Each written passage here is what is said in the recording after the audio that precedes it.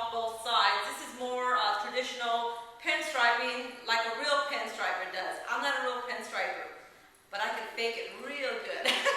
So I cleaned out the vehicle, got it all prepped, ready to go, and I'm going to show you how to pull some lines. What? You didn't like the horn? Poor baby. She didn't like the horn. That's okay. We're not going anywhere. All right, Roxy, let's go to work. I use this tape here to tape off the straight lines. Can you see what the brand is? It's not your typical green fine line. It's a little different. It's more like a real thin mask off where my straight lines will all be at. All my little curly-curly things, I kind of just drew those in with a Stabilo. Got all that in. And as you can see, that's where all my straight lines are going to be, and those are going to be done by hand. Now pull them lines old school. And the other thing I will be wearing as I do that is I will be wearing this little glove as I hold the brush, because this glove allows me to freely go. Let me see if I can get this, hold it. I can freely pull my hand along without any stops and starts. Without the glove, it seems like your skin seems to like get caught up on everything and start doing this and you can't have that when you're pulling nice straight lines. You need a nice smooth thing, or a smooth way to go. So therefore I wear the little glove, the magic glove. I got this idea from Pee Wee Gonzalez out of I think he's in Central California somewhere. There you go. All right, let's go to work. Now I'm ready to stripe. I got my paint in my little cup here, my palette. Long time ago, Bubble Dunn kind of showed me as far as how thick the paint should be when you pinstripe it, when you're pinstriping, and he had it pretty thick, and I think that's because you get better coverage that way, and you don't have to double stripe. And also, a few years ago, I met Tramp Warner at a trade show, and he showed me how to palette the brush like this, because I used to do it like this, where you're paleting the brush with your fingers, and eventually your fingers and your clothing and everything around you is covered with paint. Well, Tramp Warner showed me how to use a palette to, for the brush, and it's much nicer and neater. And yeah, there are times though where I will grab the brush and maybe get the point real nice with my hand, but I overall prefer this method. Nice and tidy.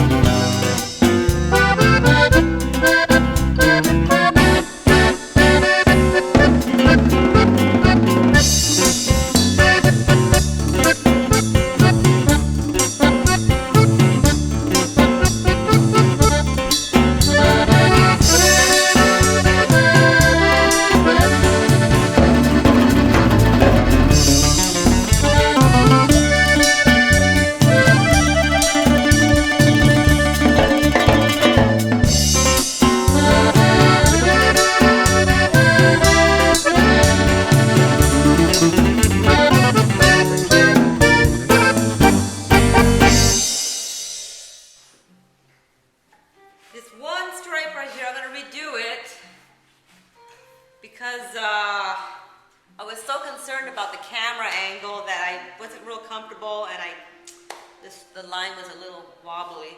So I took it off. I'm gonna redo it, which is no big deal. It's all right. This is way better. See how my head covers everything now?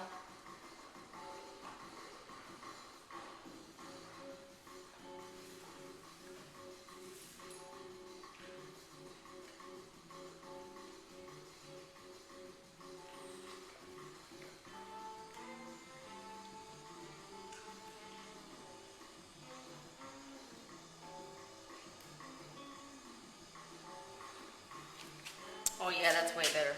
Much better. Beautiful. You know, I'm in my shop doing this work and nobody is really watching me except you guys. But a lot of times you might be doing a job like this at maybe a motorcycle rally or at a car show, and you could be going along really nicely, and all of a sudden, for one reason or another, you make a little slip, whoop, and you're like, oh, no big deal. But of course, people are like, oh, she made a mistake, and they don't know what to do. Well, it's no big deal, and if someone says, hey, you made a mistake, you know, just go like this and go, oh, you don't like that? You don't like that? What about this? Huh? You like that? What about that? What about that? Check that out. At that point, the guy with the $70,000 Harley Davidson might actually shit his pants, but it's really no big deal, because as we all know, you know, all you gotta do is take a little rag and wipe it off and do it again. It's no big deal. Ain't no thing. Okay, now I'm just going around. I kind of clean up all my straight lines, make sure they look really good, and now I'm gonna go around and do my little dingbats. I think Bob Davidson calls them Mary Janes. I think that's what he calls them, Mary Janes. But they're just the little designs that go around here and there, little scrollies or whatever you want to call them, little chingaderas. So that's what I'm doing now. The little chingaderas, the little cositas, the little added colors. And most of this is dry, so I don't have to worry about getting my finger in it.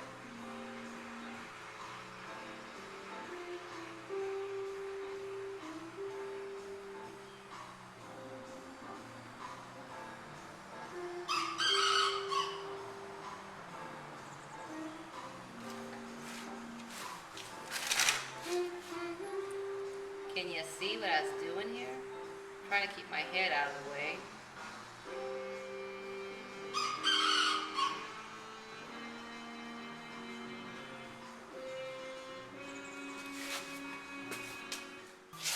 Okay, what I'm doing now is adding little airbrush highlights on the thicker parts of the pinstripe, just to give it that little added boost of color or brightness or cuteness.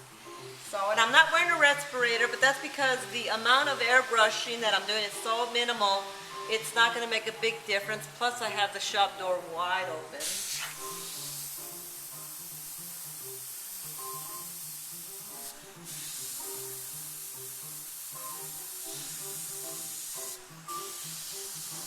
And then the little bit of overspray after it's dry easily wipes off, so I have a really nice clean edge. With this. Right, good. Very good. Very good. Hey, we got it done. Got the bike all striped up. Going around with Windex right now to get rid of all my little fingerprints and any little marks I may have left with the Stabilo pencil or something. Very good. Wasn't very painful at all, was it? I have a few areas that I need to touch up. A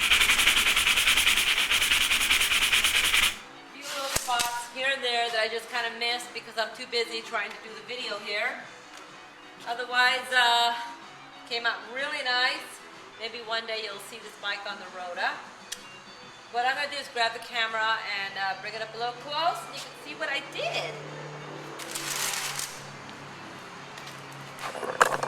Okay, so you got the happy little scrolly things with the little airbrush highlights.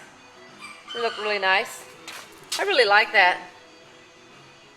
Very pretty. This is a lady's bike, so that's why I got the striping kind of like that, very pretty. Very nice.